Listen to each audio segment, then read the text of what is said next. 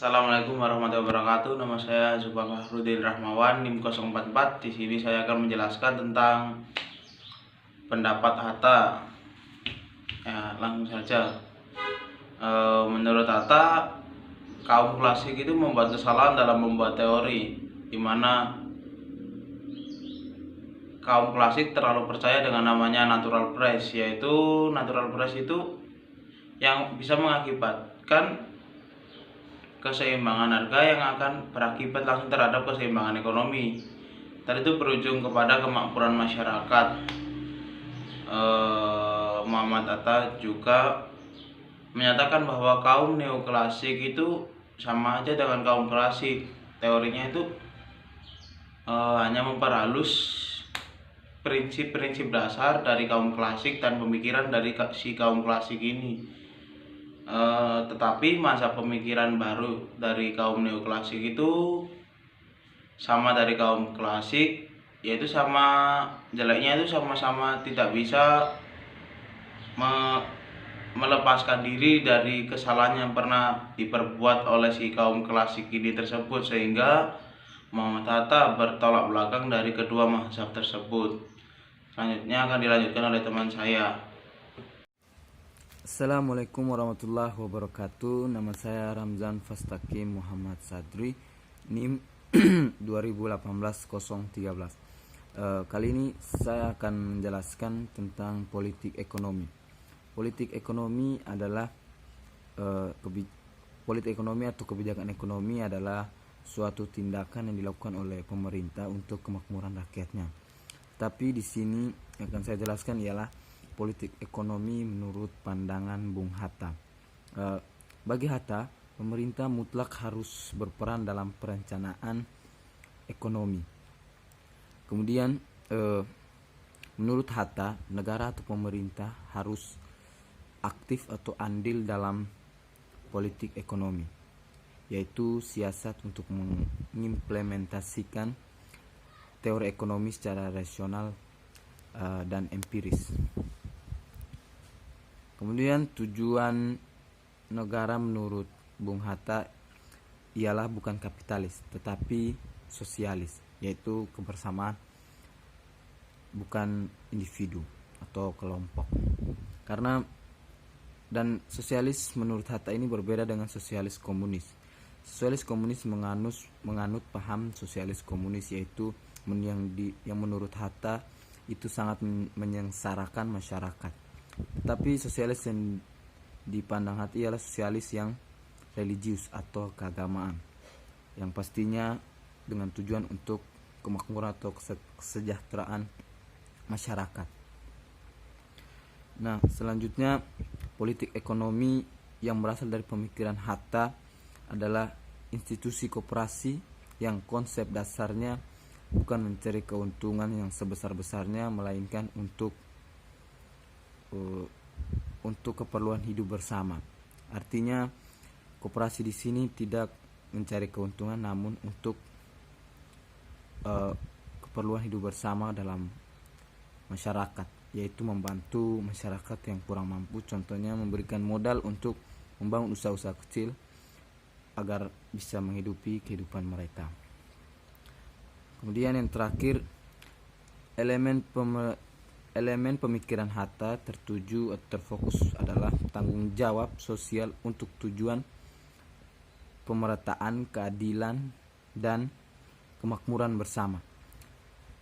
Jadi dapat kita ambil bahwa pemikiran Hatta atau pandangan Hatta mengenai politik ekonomi ini sangat terfokus kepada kesejahteraan, kemakmuran, dan pemerataan pembangunan untuk masyarakat atau kesejahteraan.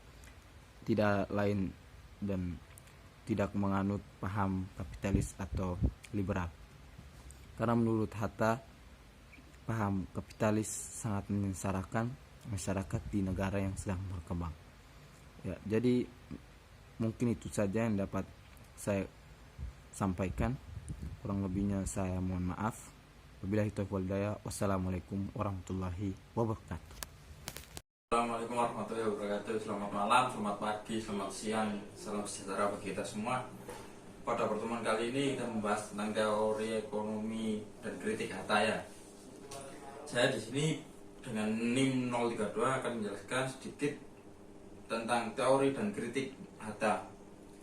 Teori ekonomi sendiri adalah apa yang menjadi sebuah bagian mekanisme penelitian ataupun tahapan dari ekonomi itu sendiri ya. Lalu untuk dari kritik Hatta, pasar yang liberal dan sistem kapitalisme dianggap telah menciptakan kesengsaraan masyarakat luas karena peluang ekonomi dalam sistem ini hanya dinikmati golongan elit kecil. Dalam artian golongan elit kecil seperti rakyat-rakyat seperti keluarga kecamatan, lingkup-lingkup kabupaten, DPR kabupaten atau DPRD. Terus kayak rakyat-rakyat seperti penjual kelontong, terus orang-orang dagang pasar sangat sulit merasakan kebahagiaan dari ekonomi tersebut. Sementara itu golongan masyarakat banyak diabaikan menurut istilah ditindasnya. Kapitalisme juga dianggap menyengsarakan masyarakat negara sedang berkembang. Praktek kolonialisme yang merebak di berbagai belahan bumi telah membawa kenistaan terhadap negara-negara timur seperti negara kita tercinta saat ini. Realitas teoritis tentang mekanisme pasar dan pembentukan harga atas dasar permintaan dan penawaran tidak disangkal sebagai teori yang absah untuk menjelaskan fenomena ekonomi dan transaksi pada tingkat mikro. Tetapi Hatta menilai bahwa teori ini tidak bisa secara sederhana disusun sebagai ideologi pembangunan ekonomi tanpa melihat kenyataan akan pentingnya norma sosial masyarakat, institusi negara, dan faktor-faktor non-ekonomi lainnya. Terima kasih kepada teman-teman saya yang telah mempresentasikan materi politik, ekonomi, sosialis Hatta. Pada kesempatan ini saya akan menyimpulkan materi-materi yang telah disampaikan oleh teman-teman saya tadi. Kesimpulannya, ekonomi sudah menjadi faktor perkembangan kehidupan masyarakat yang dinamis. Dalam merumuskan sistem ekonomi tidak langsung bisa dibuat sewenang-wenang begitu saja seperti sosialisme ataupun kapitalisme, tetapi harus juga melihat kondisi sosialis budaya yang melingkupi suatu masyarakat yang di dalam tindak terdapat monopoli. Faktor-faktor ini yang bisa mewujudkan keadilan dalam akses ekonomi politik. Politik ekonomi sosialis juga bisa disebut dengan ekonomi kerakyatan yang bertumpu pada rakyat kecil yang tadi sempat dijelaskan oleh Murti. Rakyat tertindas perlu menjadi perhatian khususnya dalam membangun negara-negara kita tercinta, bangsa, atau untuk mendorong masyarakat agar kembali produktif dalam jalan menuju kesejahteraan. Capai jam produksi ada sebagaimana banyak sekali yang dimiliki oleh Indonesia. Oleh karena itu negara untuk kemakmuran rakyat, masyarakat diberi ruang untuk berproduksi. Mungkin cukup sekian dari kelompok politik ekonomi sosialis dan kritik Hatta.